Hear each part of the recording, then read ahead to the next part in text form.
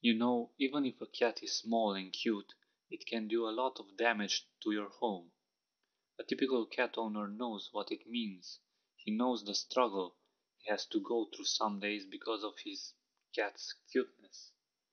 Living with an untrained cat is like sharing your home with an untamed wild beast.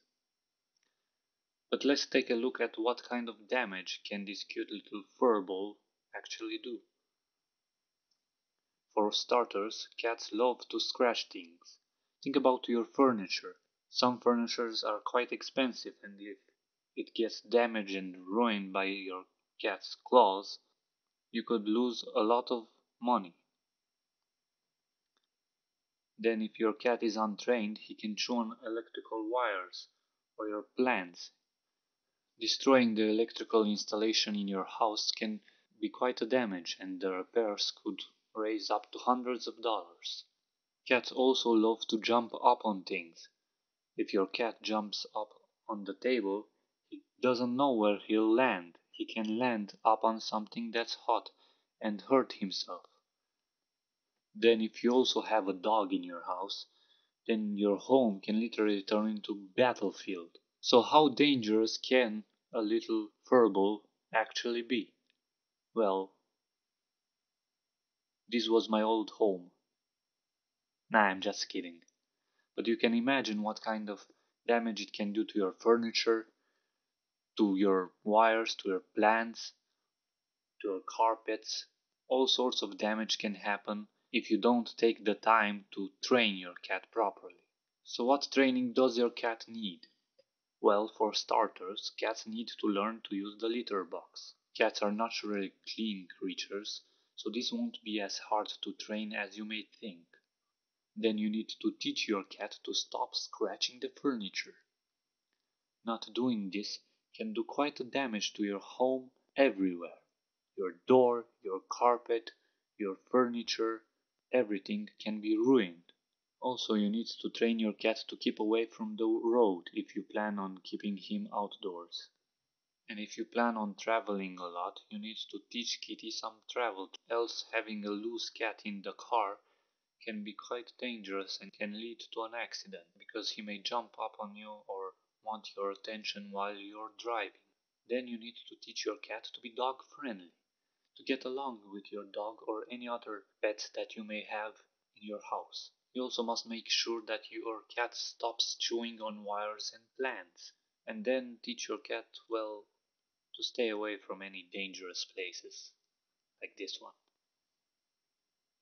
But what's the difference between training a cat and training a dog? Well, first of all, cats are not like dogs. They are completely different. That's why they don't get along. So you can't apply dog training to cats. That's that's just not good. You need to learn the fundamentals, how cats think, how they behave, how should you act and react at what your cat does, how and when to do one thing and when to do another thing. Because cat training isn't as straightforward as dog training. Cat training can be a little tricky. First of all, you need to earn the respect of your cat. Because if your cat won't respect you, any cat training you attempt to do will be done in vain. And having the respect of your cat can be as easily as avoiding some situation. For example, when you train a dog to not make a mess in the living room, you take him and put his nose in the big mess he did, and then eventually your dog learns to not make a mess in the house anymore.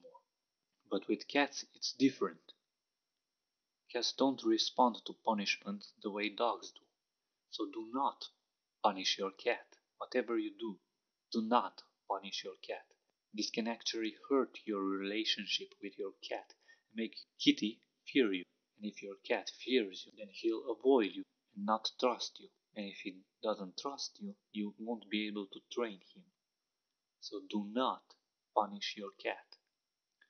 Then some people confuse their cats, like some people take the food of the cat and put it up on the table, then they get mad if cat comes and jumps over on the table.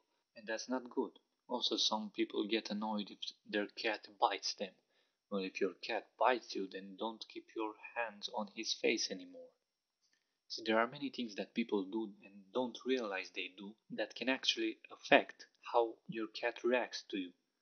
That's why you need to be careful when training your cat. You need to learn the fundamentals. You need to know not to punish your cat, not to confuse your cat, and some other fundamentals. So you see, there are a lot of things that you need to keep in mind when you are attempting to train your cat. If you think about it, just the fact that you can't punish your cat changes the whole training dynamic. So what I did was put all these sort of what I consider fundamentals for training your cat together, and then created a sort of like a mini course which you can go ahead and get right now. It's 10 days delivered by email. Every day you'll receive an email from me learning the secrets to raising a happy, healthy cat. So go ahead and do this right now. Visit the website www.trainkitten.com.